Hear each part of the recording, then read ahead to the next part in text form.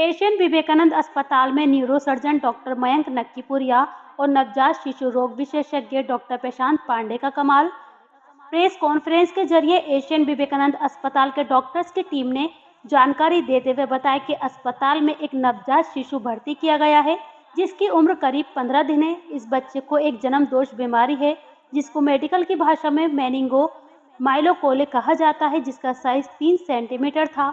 इस संबंध में डॉक्टर मयंक नक्कीपुरिया ने और जानकारी देते हुए बताया कि बीमारी जन्म दोष है, जिसमें रीढ़ की हड्डी और मेनिंजेस के बीच एक असामान्य कनेक्शन होता है, जो रीढ़ की हड्डी के आसपास दबाव डाल सकता है, जिसकी वजह से न्यूरोलॉजिकल समस्याएं हो सकती हैं। इसलिए मेनिंगो माइलोकोले सर्जरी के जरिए इस बीमारी का सफल उपचार किया गया है। ये सर्जरी एक जटिल प्रक्रिया है। अब बच्चा पूरी तरह से स्वस्थ है और एक्टिविटी भी ठीक कर रहा है। इस सर्जरी के लिए परिजनों को कोई भी खर्च नहीं करना पड़ा, क्योंकि आयुष्मान योजना के तहत से इलाज संभव हो सका है।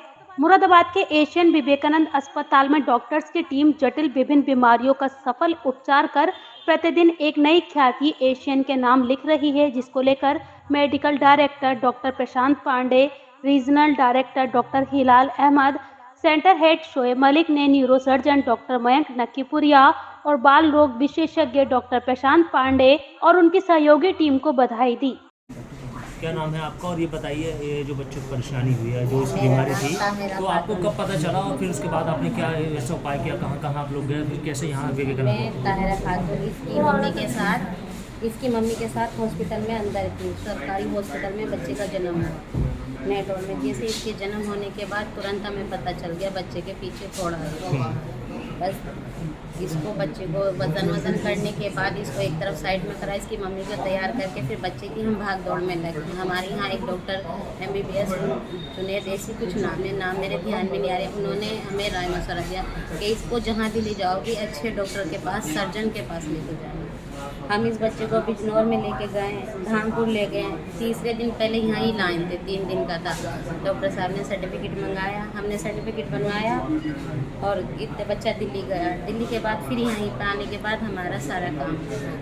अब बच्चे की हालत कैसी है? अब बच्चे की हालत अच्छी है। हमारा बच्चा रो रहा, देखो ये रहा सामने। अब आपको कैसा लग रहा है? बहुत अच्छा लग रहा है। क्या कहना चाहेंगे डॉक्टरों के लिए? डॉक्टर बहुत अच्छे हैं, बहुत प्यारे हैं। दोनों ही डॉक्टर साहब जितने भी थे, स्टाफ भी बहुत अच्छे से बच्चे के साथ पेश आए, बहुत अच्छे से ख्याल रखा। हमारे दर्शकों को बताएं। जी, आज हमने आप सबको बुलाया है क्योंकि हमने अपने अस्पताल में एक 15 दिन के बच्चे का, जो कि बहुत छोटा बच्चा है, उसकी हमने एक बहुत ही जटिल सर्जरी की है।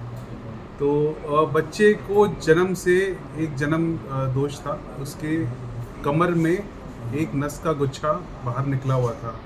तो वो नस का गुच्छा बस एक पतली सी झिल्ली से ही ढका हुआ था।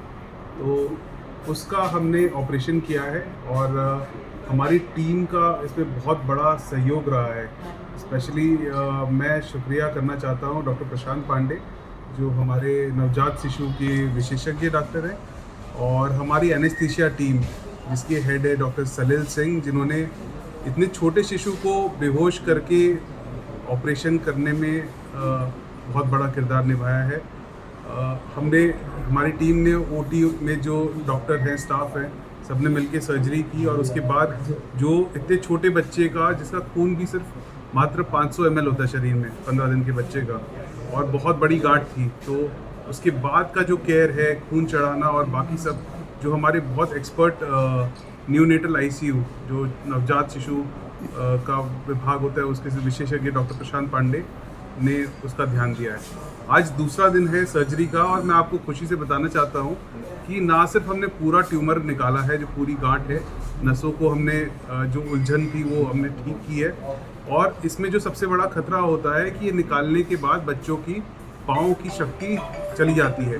पर हमारे मतलब ईश्वर भगवान हमारे साथ रहा है और हमने बच्चा पाँव बहुत बढ़िया से चला रहा है, तो बच्चे को कोई क्षति नहीं हुई है, पूरा ट्यूमर निकला है और दूसरे दिन पे आज हम बच्चे को घर भेज पा रहे हैं। क्या इससे पहले भी कोई ऑपरेशन इस टाइप का आपने किया है या विवेकानंद हॉस्पिटल में हुआ है?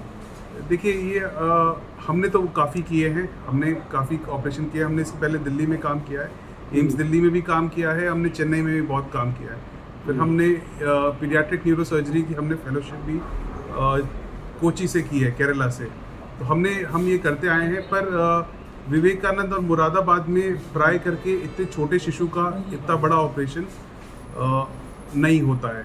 ये हमने यहाँ पहली बार हुआ है, विवेकानंद हॉस्पिटल में पहली बार हुआ है, और शायद मुरादाबाद में भी कम ही होता है। कितना इससे खर्च आया?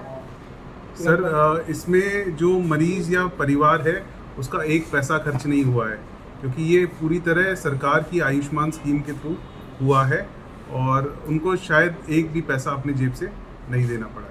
अच्छा, अगर ये ट्यूमर निकाला ना जाता तो भविष्य में बच्चे के लिए क्या प्रॉब्लम क्रिएट होता? देखिए सर, इसमें कुछ चीज़ें हैं कि जो ये ट्यूमर है ना, ये एक पतली सी झिल्ली से ढका हुआ था और वो पानी से भरा हुआ था। तो मैं दाद देना चाहता हूँ जो उनकी दादी हैं और घर के परिवार वाले भी हैं, वो भी बहुत होशियार है।